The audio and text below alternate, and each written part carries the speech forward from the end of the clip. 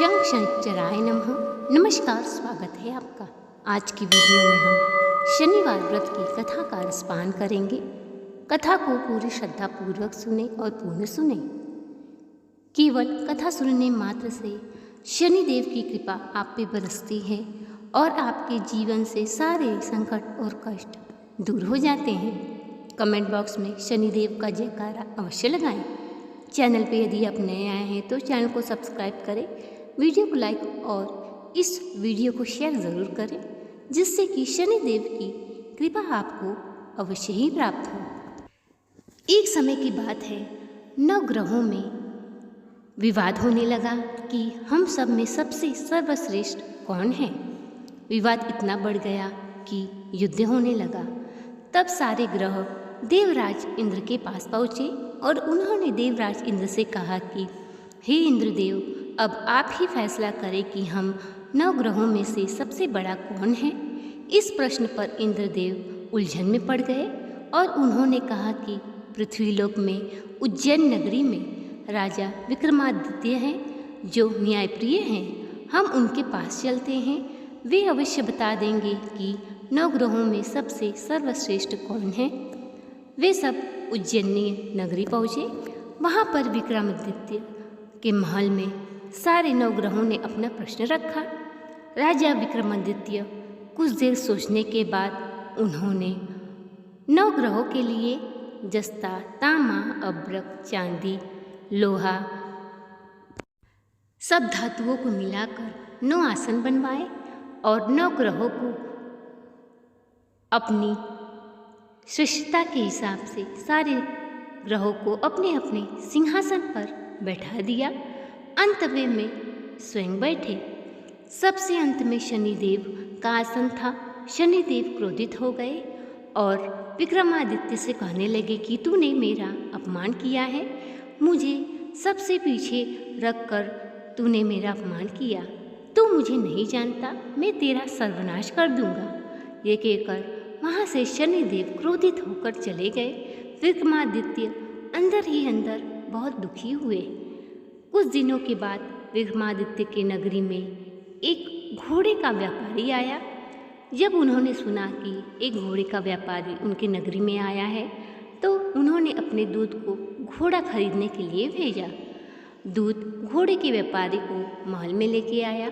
विक्रमादित्य ने घोड़े की जांच करने के लिए एक घोड़े पर सवार हुए। वो घोड़ा बिजली की गति से जंगल में जा रुका और बीच जंगल में विक्रमादित्य राजा को छोड़कर वहाँ से गायब हो गया। राजा अब उस जंगल में भटकने लगे।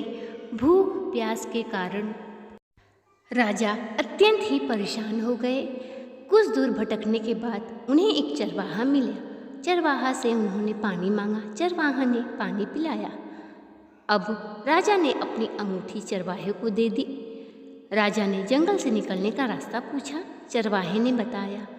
राजा जंगल से निकलकर एक नगर में पहुंचा। वहां पे उस नगर में एक सेठ के यहाँ दुकान पर जा बैठा। राजा वहां कुछ देर आराम करने लगा। देखते ही देखते सेठ जी की बहुत सारी बिक्री हो गई। सेठ जी को लगा कि ये तो मेरे लिए बड़ा ही भाग्यमान है। वो उसे घर ले जाकर भोजन करा रहे थे। उसी समय एक आश्चर्यजनक घटना हुई। राजा विक्रमादित्य से जिस कमरे में बैठ के भोजन कर रहे थे, उस कमरे में एक सोने का हार खूंटी पर लटका हुआ था। देखते ही देखते वो हार खूंटी निगल गया। सेठ जी जब आया तो देखा कि हार खूंटी पर नहीं है। सेठ जी को निश्चय हो गया, मेरा हार इस राजा ने ही चुराया है। अपने नौकरों को बुलाकर उन्हें बंदी बनवा के राजा के सामने उसने पेश किया। उस नगर के राजा ने विक्रमादित्य से पूछा कि तूने हार चुराया है।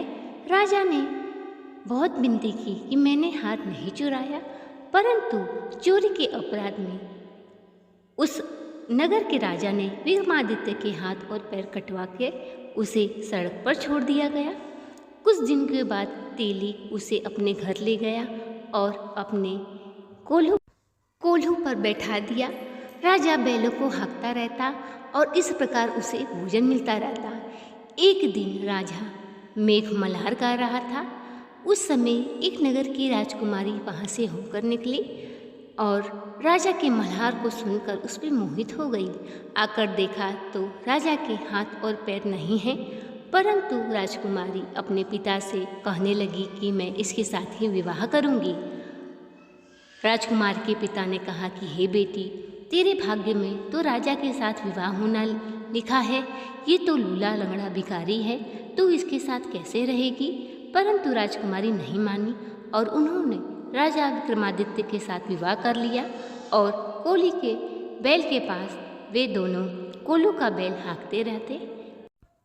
एक रात को शनिदेव ने राजा विक्रमादित्य के स्वप्न में आकर कहा कि देखा तूने मेरा प्रकोप। राजा ने कहा कि हे शनिदेव, मैं आपकी शक्ति को पहचान गया हूँ, परंतु मेरी आपसे एक विनती है कि जितना दुख आपने मुझे दिया आप और किसी को ना दे।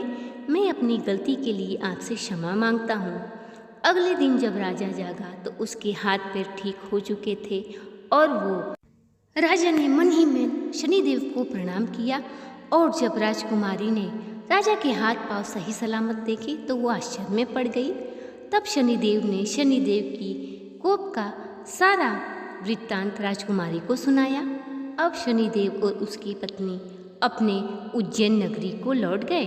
नगरवासियों ने हर्ष उल्लास के साथ राजा का स्वागत किया और विक्रमादित्य राजा ने सारे नगर में घोषणा करवा दी कि सबसे सर्वश्रेष्ठ नवग्रहों में शनिदेव हैं और इनकी हमें नित्य नेम पूजा करनी चाहिए। इनकी कृपा से हमारे घर में सुख समृद्धि और शांति सारी खुशियों का वास होगा। अब तो नगर के लोग शनिदेव का व्रत उपवास नियम से करने लगे।